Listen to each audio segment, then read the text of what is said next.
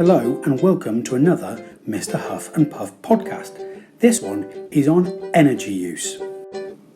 You need to know all the nutritional requirements for a balanced diet so you are healthy and how else you can optimise performance in a physical activity or sport. The term balanced diet means eating the right foods in the right amounts. This allows us to work and exercise properly. The key areas you need to be aware of are macronutrients, micronutrients, minerals and vitamins, water and fibre. There are 3 macronutrients: carbohydrates, fats and proteins. These are all needed for energy, growth and repair, and everyone needs them, especially those involved in physical activity. Let's look at carbohydrates, and there are 2 types: complex carbohydrates and simple carbohydrates. Complex carbohydrates are contained in breads, pasta, potatoes and rice, especially whole grain or wholemeal foods, and should form the majority of your diet. Simple carbohydrates are found in fruit and vegetables and in their refined form in biscuits, cakes, chocolate and confectionery. The energy from carbohydrates is stored in the muscles and the liver as glycogen and can easily be broken into glucose when needed for energy. Now let's look at fats, and these are important as they provide energy and with glycogen help the muscles to work. Fats are found in butter, margarine and cooking oils, but can also be found in bacon, cheese, oily fish and nuts. Proteins are important to help build muscles and to repair damaged tissues. This is really important, especially in activities like rugby and shot and hammer throwers, due to the strength that these participants need. Proteins can come from meat, poultry, fish and dairy products. And you can also get protein from pulses, lentils, peas and beans, nuts, bread, potatoes and breakfast cereal, pasta and rice. Carbohydrate loading is something that endurance athletes will use. It's also known as carb loading or carbo loading. It is a strategy used by endurance athletes to maximise the stores of glycogen, also known as energy, in their muscles and liver ready for the competition. In a few days before the competition, you would end up eating more carbohydrates to store them in the body ready to be used during the event. Here is a great example of the carbo loading process an endurance athlete would use.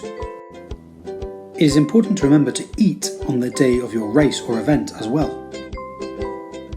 But this meal will probably be a light meal, so not to give you any issues during your event. Following your event, it is really important to eat food within the first 2 hours after the race or competition. The use of protein intake is really important, especially for athletes who use a lot of power or strength. Current research says that the ideal time to have protein is immediately after exercise. This will stop the body breaking down the muscles due to it needing more protein. The intake of protein during this time allows the process of repair and growth of the muscles after exercise. And the intake of protein after exercise helps build more muscle as it is not being broken down after the exercise. Now let's look at micronutrients, water and fibre. I'm going to discuss with you the 5 main vitamins that you're going to need to know information about. They all help good vision, good skin, red blood cell formation, healthy bones and teeth, blood clotting and healing. Vitamin A is necessary for vision and helps to prevent night blindness, and you can find it in cheese and egg yolk. Vitamin B1 is needed to release carbohydrates for working muscles and can be found in whole grains. Vitamin C helps healing, fights infection and helps to maintain bones, teeth and gums, and can be found in fruit and vegetables. Vitamin D is needed for the absorption of calcium, which is necessary for healthy bones, and it can be found in eggs and liver as well as from sunshine. Vitamin E is needed for growth and development and can be found in wholemeal bread, vegetable oil and cereals. Your body also needs minerals to function properly, and there are 5 minerals that you're going to need to be aware of. Calcium and iron are the 2 key minerals you need for your body to function properly. Calcium is needed to help your bones be strong and your teeth be strong, very important in a lot of contact sports. Calcium can be found in cereals, cheese and milk. Iron is linked with hemoglobin, the oxygen carrying capacity of the blood and the formation of red blood cells. Iron is found in foods such as meat. Without iron, the blood will not be able to carry oxygen around the body, so iron is really important for every athlete. Sodium is needed for maintaining blood pressure and a balance of fluid within the body.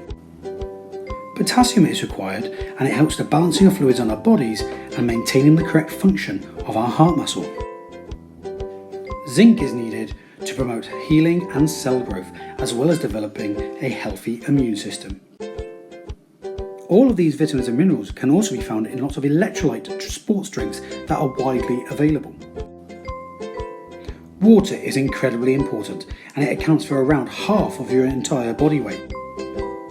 It is really important for everybody to stay hydrated and not become dehydrated. Most athletes and sports people need water when competing in order to improve their performance, so they do not become dehydrated. I have attached a widely available Are You Hydrated sheet here so you can see and monitor your own hydration levels. Fibre, also known as roughage, adds bulk to food and aids the functioning of your digestive system. Your digestive system needs a healthy, active lifestyle to help it operate properly. Without fibre, your body will find it more difficult to get rid of waste products, which can lead to disease. Fibre can be found in stems, roots, seeds and fruits of plants. There are two types of fibre you need to be aware of, soluble and insoluble. You need both soluble and insoluble fibre in your diet. Soluble fibre comes from oats, fruit and vegetables and helps to reduce blood cholesterol levels. Insoluble fibre comes from whole grain cereal and breads, and these are required as a bulking agent to prevent constipation. I hope you find this information useful on energy use and hydration. Thank you for joining me for another Mr. Huff and Puff podcast. I'll see you soon.